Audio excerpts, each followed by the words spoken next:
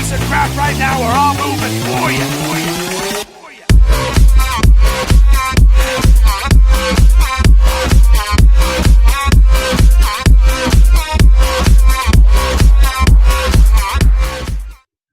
Hey guys, what's up? It's Tyler, and it's Saturday, the day I've been dreading for the longest time, especially within the past 2 weeks. I just got home from putting my dog to sleep, and it was probably the hardest thing I'll ever have to do in my entire life. And yeah, so if I don't seem as joyful or whatever, I'm not in 100% happiness. I'm not mopey or depressed. I just feel like a big portion of me is gone, and it'll definitely be a little while before, I feel like everything's back to where it was. It's just so different not having my dog sitting right next to me while I do these videos. Today's review, well, first off, I don't want to make this review to be all sad and whatnot. Let's have a good time and vape, and we'll talk about this review. Today's review is on the Samsung 25R battery, 30 amp limit, and the VTC5 from Sony, which is also a 30 amp limit. Both these batteries are IMR unprotected batteries. Both have a 30 amp continuous discharge rate. So you can pretty much build any coil you want. I wouldn't go as, I don't want to say any coil, but you can build really low coils and not have any issues. First off, with this battery, or with the build that I have in right now, it is a dual coil 26 gauge 6 wrap 0.43 ohm build, and I will go ahead and show you the two batteries side by side. The green one, as you all know, will be the VTC5, and this blue one is the 25R from Samsung. Both 18650 flat top batteries, and yeah, the Samsung is a 2500 mAh battery, and the VTC5 is a 2600 mAh battery. Where else do I go with this? I'm pretty sure most of you that sub-ohm are very familiar with the VTC5. You all know how well it performs. For me, I have two VTC5s. I picked one up at U4 the other day, so now I have two, which I can run in dual 18650 mode on my Altoids box, which is cool. Puts out quite a bit of vapor with that build, or with the build that I use with that. So most of you know that the VTC5 is generally the most recommended battery to use if you're sub-ohming or using a mech in sub-ohming. For me, my battery usually lasts about 6 hours of good quality vape time. That obviously is dependent upon how much I'm vaping in that 6 hour period. If I'm chucking clouds every 3 minutes, obviously the battery's not going to last 6 hours, and you're going to run it super low and run into some issues. So if I'm having a stressful day and I'm chucking the clouds frequently, I tend to change it out a lot more frequently than I would if I, every, 15-20 minutes I take a toke on it, and then it'll last 6 hours. I'm sure you could leave it in for longer than 6 hours. I just have a little schedule where I map off of when I put it in, and then I decide when I'm going to take it out so I don't run it too low. I always have two batteries charged and one in my mech, so I never have to worry about running out of battery life with my mech. Coming from the MVP, I had battery whenever I needed it, so I'm kind of adjusting still. I do use the IntelliCharger i2 to charge these batteries. I had an eFast 18650 1600 mAh battery that will not hold a charge to save its life. That battery is literally a week old and it will not charge. If I put on a charger, it will blow up. And I attribute that to these Chinese-made chargers. I hate them. I will never use one of these again. I will stick to Nicore and the eFest LUC and all those chargers. I'll pick one of those up. I already have the i2, so I'm not too worried about it. So with these batteries, I'm gonna go ahead and talk about them, and then I'll vape them, and you guys will see how they work. With the VTC5, it is a 30 amp continuous discharge battery, IMR unprotected, one of the most recommended batteries out there on the vaping market for sub-ohming. Like I said, I get about 6 hours of quality vape time if I'm not heavily vaping. Usually 4 to 5 if I am heavily vaping, just because I want to stay safe and not run the battery super low.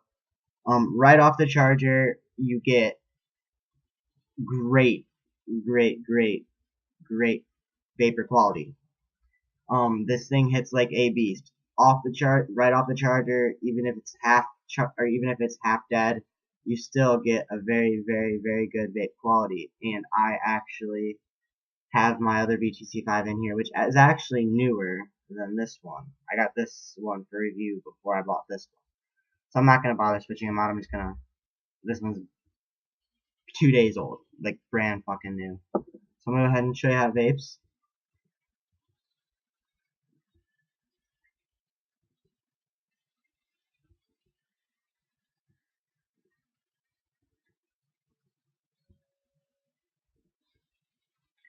So like I said, it does produce quite a bit of vapor. Obviously, that is depending upon the mod that you were using and the contacts in that mod.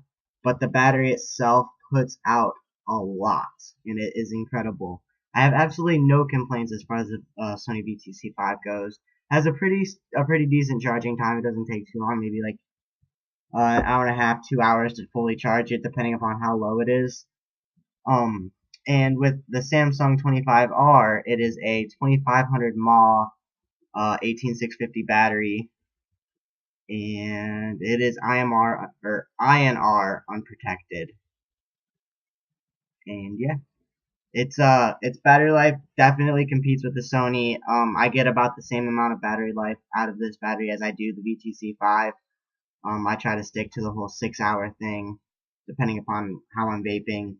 It charges just a little bit faster than the VTC5. I'll put both batteries on to charge at the same time, been using them for the same amount of time, and the Samsung will always finish charging first. Fully charged, it does hit like a beast. I will go ahead and throw it in my KTS Plus, and this is fully charged. The other VTC5 is fully charged, as well as the one that is currently in my Mac. This one is also fully charged.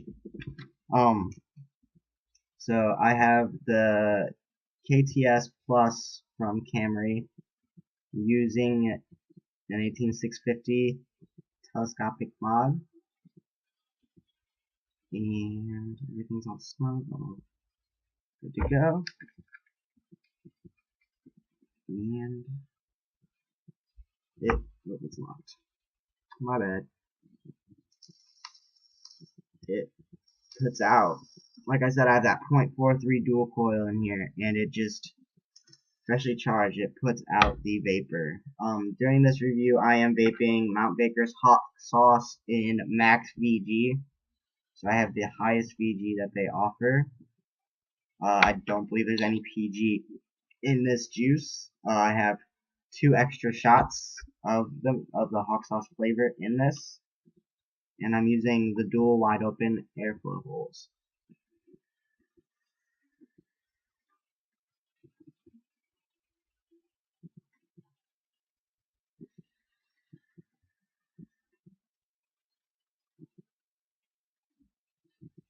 So off this battery fully charged, you do get awesome performance. And even after you've been using this battery for a few hours, you will still continue to get the same great performance.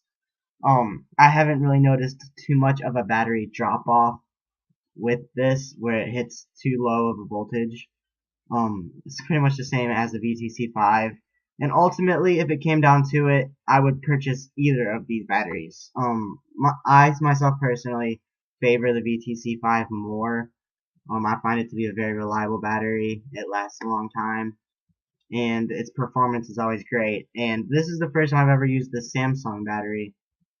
Not this review, but this is the first time being acquainted with the Samsung 25R, and I have to say it holds its own against the VTC5.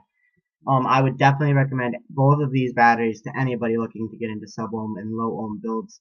And so all of you know that don't sub-ohm or looking to get into sub-ohm, make sure when you get a mech, you buy a safe battery. And I'm not meaning like protected. You won't be able to sub-ohm with a protected battery. You want to get a battery that if you're looking to go 0.4, 0.3, 0.2, 0.1, you want to get a VTC5 or this Sony 30 amp battery, or a battery that has 30 amps. I won't buy any battery that has the name Fire in it, like a Trustfire battery or an E-Fire battery, or any battery with the name Fire in it. That to me just sounds like something waiting to happen. So these are probably the two batteries that I trust the most out of any battery on the market right now. And if you're into the bigger style mods, they do have the 26650 VTC5, for like the Hades and all those big 26650 mods that has a battery life that just blows out of everything out of the water. I don't have a Hades at this point in time. I do look forward to getting one at some point. So there's that. Yeah, this is my review on these batteries. I highly recommend both of them to anybody looking to get a 30 amp battery for sub-ohming. Even if you aren't looking to sub-ohm, these are just really good quality batteries to have. I'm not too concerned about them blowing up on me. And I'm always practicing safe building and all that good stuff. Never let your battery discharge too low. That's where you will run into problems. And always use a really well recommended charger. Don't use those Chinese chargers with these batteries. It doesn't have a microchip in it, so it'll blink when it's done charging, but it won't stop the charge. It'll just continue to charge them. With the IntelliCharger i2 and i4, you throw them in there. It gives you a little battery indicator on how much it has left to charge. As soon as it's done charging, the indicator stays lit up, but the battery stops charging, so it will not overcharge your battery. That is the best way to go, because if you overcharge your battery, it's more liable to blow up in your hand. And don't boil your batteries. Don't listen to the idiots that tell you to boil your batteries. That's stupid. Why would you boil a battery? You don't want to heat them up. You're gonna have a hand grenade, and you probably won't have a face or a hand afterwards if you do so. So please practice safe building and practice safe battery use, and always use a safe, well-recommended battery. I know a lot of people from Grim Green to Rip Trippers to Suck My Mod, they all recommend the VTC5, and so do I, but I also do recommend this Samsung 25R battery. Both batteries work perfect in the mech that I have, and also both work really well in my Altoid box, and Nemesis that I've used them in. So yeah, these batteries. I got them from Congravape.com to review. My buddy John sent them to me, and I hope you guys go check them out. Really good site, really good quality products there, really good people running the shop. So yeah, it's been my review. I'm actually much happier than when I started this review. And yeah, all I needed to do is just talk vape a little bit. That's what I do that makes me happy. You guys have a great weekend, and I will see you guys soon. Stay happy, vape on. Love you guys.